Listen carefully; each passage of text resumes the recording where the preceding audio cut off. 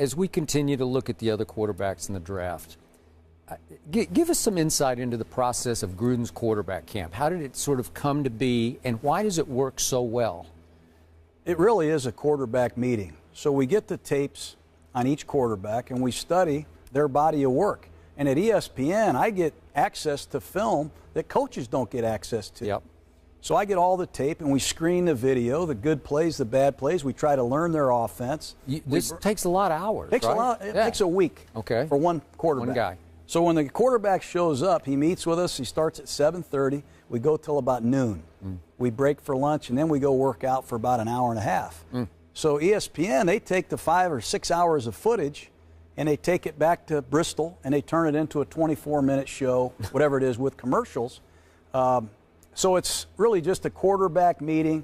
You really never know what's going to make the air and what isn't. But we're trying to help these quarterbacks by pointing out some things that they did well, maybe some things they can work on, and what they should expect as they head into the next level. Hopefully they get 1% better. That's the only goal of our day. And I think most of them have had a pretty good experience. But what I love the most about it is, because of your stature in this game, not only on Monday night, but you won a Super Bowl and you coached for a long time, they will let you go at them in ways I could never go at them for sure. Stephen A. and I couldn't do this to them here because they'd be offended. They'd fire back at us, and they open up to you and allow your it's sort of good-natured criticism. I mean, you always sort of cloak it with humor, but it's pretty tough. You get after them. And we won a lot of games in Oakland with a quarterback named Gannon, who really wasn't drafted to be a quarterback. And we won a Super Bowl with Brad Johnson, who I think was a 9th-round draft choice. It doesn't matter what round you go in. What does matter is what's inside of you, your preparation, your commitment to the game. And if they can really get a big picture understanding of that, everybody has talent to a degree. But we just try to point out a lot of different things, and hopefully some of it sticks. So let's do final analysis from John Gruden on the rest of the crop. Let's start with Bortles, Blake Bortles. Another underclassman.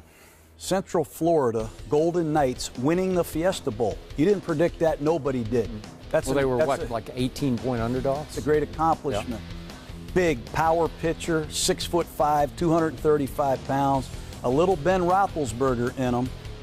Has mobility and size and physicality. That's a great combination, but he has some growing to do at the position because of his youth. I didn't see Roethlisberger's arm, the talent or strength. Did you see? I don't think he has Ben's arm yet, but I do think he has the ability to throw the ball from awkward positions, unlike most people in this draft. Running to his left against Tulsa. Unbelievable accuracy and down the field passing from awkward positions, which is a big part of this. Even though it was against Tulsa, right? They didn't play the tough. Well, that's true. Okay. But he did make the throw running to his left from an awkward position. It was on the money. Okay, Teddy Bridgewater did not do himself any favors on his pro day. And I've always said you can only lose your pro day because everybody expects you to throw against air pretty well, if not very well. Your takeaway. He's another underclassman. You would like to see him perform at a much higher level at his pro day. You want every pass complete. He did miss some throws at Louisville, but what Bridgewater has is toughness. I saw this kid get smashed, not only against Florida, but to win the division against Rutgers playing on one leg. I like the toughness. He is not as big physically or as fast as I expected, but the one thing about Teddy Bridgewater is he's tough, and he can understand football, and he's run a West Coast offense. That's what he ran at Louisville. I like his upside that way. But he's got to throw it better. Could he be a starting quarterback in this next league? I think he can in time. In time. Okay. The biggest riser, I guess, on the board is Derek Carr. You had him in. Your thought? Well, he's one of my favorite guys in this draft. As a guy or quarterback? Both. Both. Pure arm talent. He has the best arm talent in this draft. We had Santonio Holmes, a number of NFL players participating in the workout. All of them had their eyebrows raised by Carr's passing ability. Fifth-year senior. A lot of people want to compare him to his brother, and I think in some ways it hurts him because of Fresno State, same as. This is a totally different quarterback than his brother. Very interesting upside. He can hum it.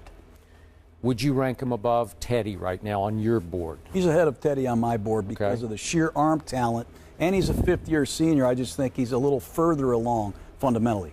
I've heard this from a number of people, but in his 2 bowl games, I did not watch either one of them.